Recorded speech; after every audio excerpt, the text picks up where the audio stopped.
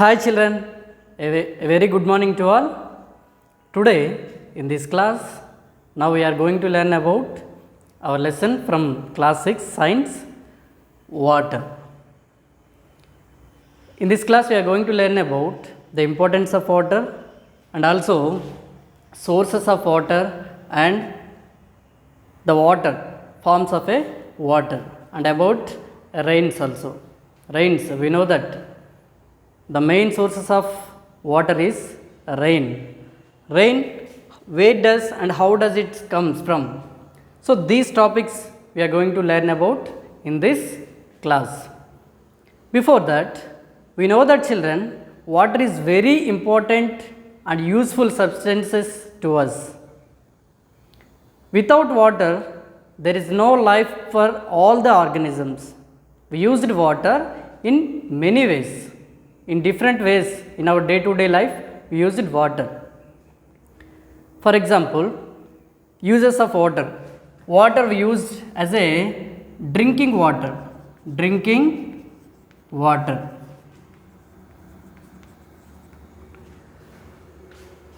For us to perform different life activities, we need 4 to 6 liters of water. We need to take minimum 4 to 6 liters of water in our daily life, because to perform all the functions of our body. Water helps us in digestion and also it helps us to remove toxins from our body. Okay children. So next foremost use of water is for domestic use. Domestic use. The second use of water is domestic use. To rearing of cattle, we used water as a drinking water and also to clean the cattle. Cattle also need water to survive their life. So water helps to the cattle for drinking and as well as to clean their bodies. So another use is agriculture. In agricultural use, to cultivate crops we need water. To cultivate crops we need water. Without water there is no crop, because every crop is needed water to grow. So that is why it is also agriculture use is there for water. Now in this class also we learn about measures. Actually we used water in our daily life. Plenty of water we used for different purposes, for bathing, to clean our house and to clean our clothes and different activities. So how can we say how much water we used in our daily life? To say that there is a need of a basic measurement. Without measuring unit, we can't say. How can we say without measuring unit? We can say I have to use a 10 buckets of water in this day. Today we use a 20 buckets of water. But it is not a right and perfect measuring unit of water. We use measuring unit to measure the volume of water is liters. Okay. So liter is the measuring unit of the volume of water. So we used liters as a measuring unit. Liters. Liter is the basic measuring unit of water. And next, now let us learn about sources of water. Where does this water we get? We get water from different sources in our surroundings, like wells, canals, ponds and rivers, and also seas also. But sea water is salt water. We get pure water and fresh water from wells, canals and ponds and rivers. So these are the sources we have in our surroundings. Then how these sources is get from the water? How these canals and ponds and rainwater is we get? So, water levels in the water bodies like canals, ponds and rivers is depending on the rainfall. These all filled with water by rainwater. So, that is why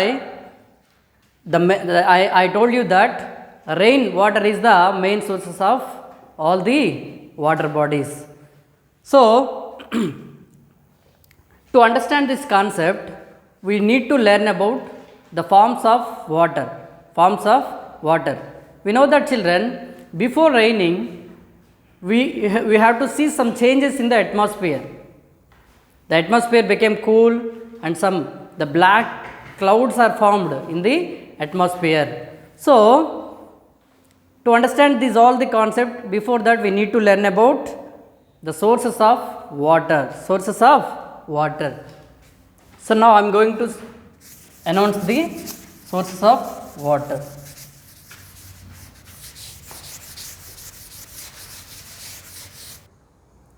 Okay children, let us learn the forms of water.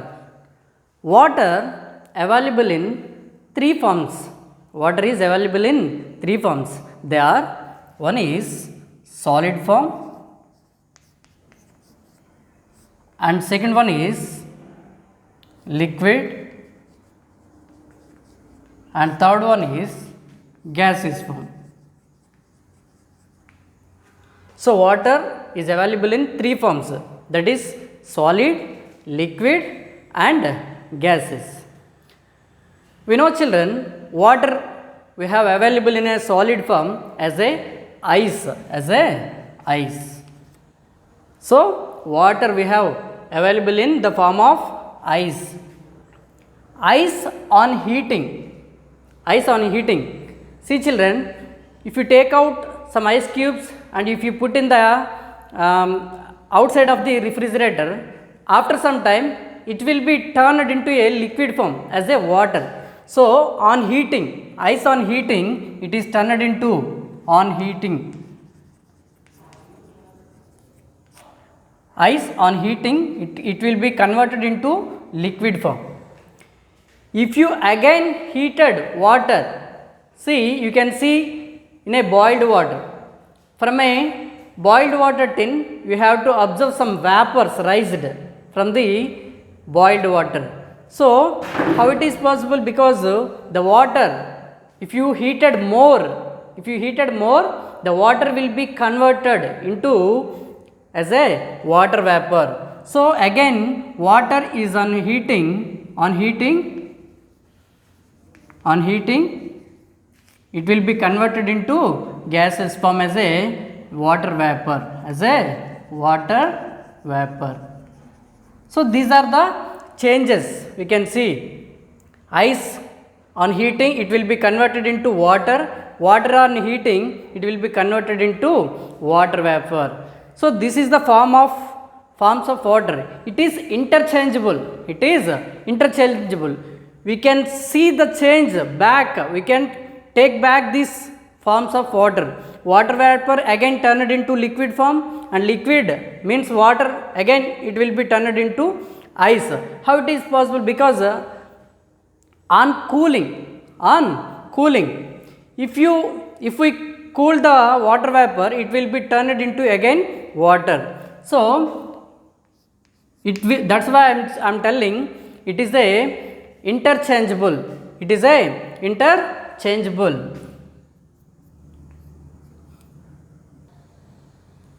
So, it is interchangeable. On heating, solid form is turned into liquid form is turned into water vapor. So, again on cooling, water vapor is turned into a liquid form, means water. Again on cooling, water is turned into ice. Water vapor, this is. On cooling, water vapor is turned into water, and again if you cool water is turned into ice. Now, I will show you this concept with a simple pictures. So, see children, these are the pictures of three forms of water. First one is, see, you can see some ice cubes in the first one, first picture. In a bowl you can see the ice cubes. So on heating process, if we heat these ice cubes, this will turn it into ice, will turn it into water. Again, if we heated more, the water is turned into water vapor. Water vapor. So on heating, solid form is turned into liquid, liquid is turned into vapor. So I told you that this is a interchangeable process. Again it will converted into gaseous form, is water vapor is turned into water. We can see in winter season some water vapor comes out from our mouth. So if we put our palm before our mouth, you can see some water drops in our palm of water. So uncondensed means water vapor on cooling. Actually water vapor, when is it in our mouth, it is very hot, it is a high temperature. When it comes out from our mouth, it become cool in the atmosphere and it turned into a water. So this is a condensed process. That is why gaseous form is turned into water. And again, if we put the water in a refrigerator, it will turn it into a ice. So this is the forms of water. Okay, let us see how are clouds formed and where does the rain comes from. So to understand that, let us see the water cycle. So then we can understand how the rains comes from the clouds. See children, you can observe sun and clouds and also water bodies. So between these the water cycle will happen. So how it is happen, let us see. See children, on a sunny day when the temperature is very high, at that time the water is evaporated from the water bodies, from wells, from ponds and from rivers and from canals. The water is evaporated when the day is very hot, and this is called a evaporation.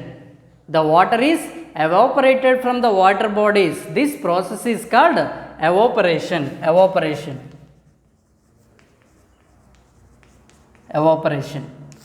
The water is evaporated as a gaseous form from the water bodies. This process is called a evaporation.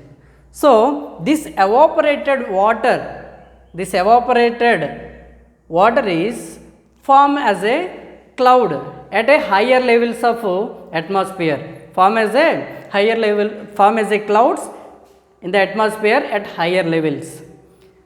And again, when the day is cool, the cool breezes will happen in the atmosphere. The clouds became cool. At the time, this water vapor is turned into a water. So at the time, the gaseous form is turned into a liquid form, and the clouds cannot hold the water because the gaseous form is turned into a liquid form. So it is little bit weighter than the gaseous form. That is why clouds cannot hold the gaseous water. So that's why as a cloud, from the clouds the rainfall will happen. But here you can see, before raining we can see the black clouds in the atmosphere. Not all the clouds are causing for the rain. So only the black clouds are the reason of the rainfall. So this is the process. The water is evaporated from the water bodies, that is called evaporation. The gaseous form is become cool at the time. This is called condensation. So the second one is condensation. So let us see what is a condensation. The water is evaporated from the water bodies and form as a clouds. When the clouds become cool, This process is called a condensation. See children, have you ever noticed in a glass, if we put some ice cubes, at the outer layer of the glass you can see the water. At the outer layer of the glass you can notice a water droplets on the surface of the glass.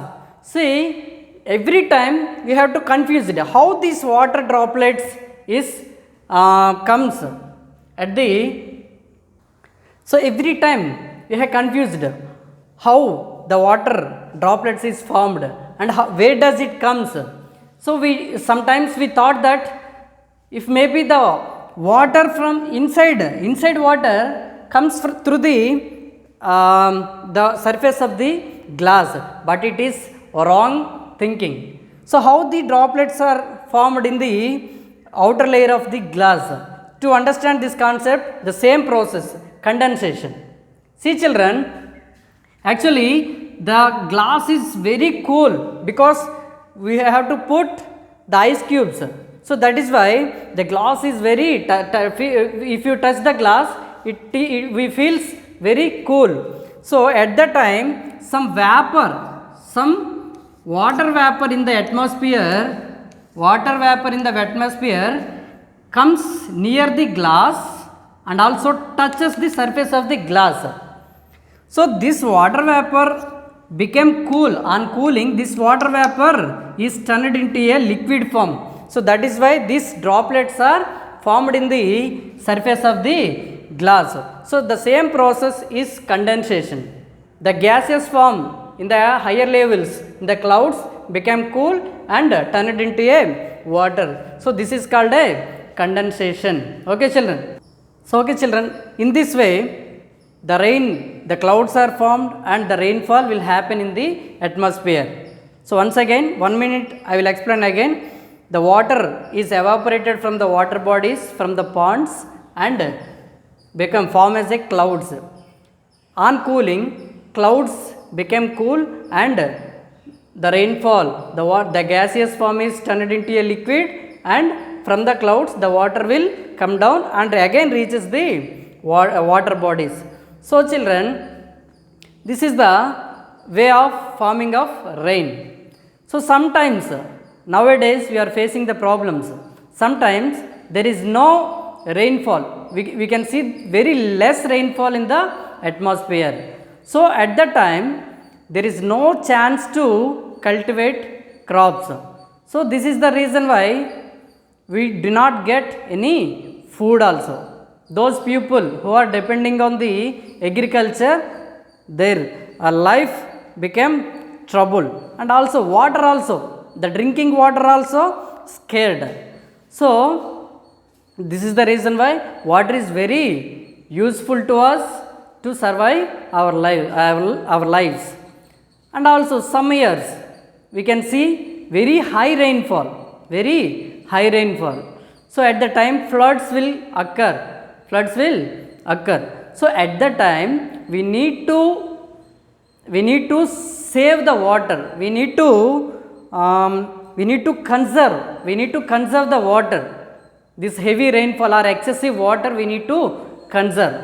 So what we need, how we can conserve water? By the dams, and also by storing in a tanks. Rainwater we can store in a tanks through the conservation. Okay now, so this is called a rainwater harvesting. Through the rainwater harvesting we can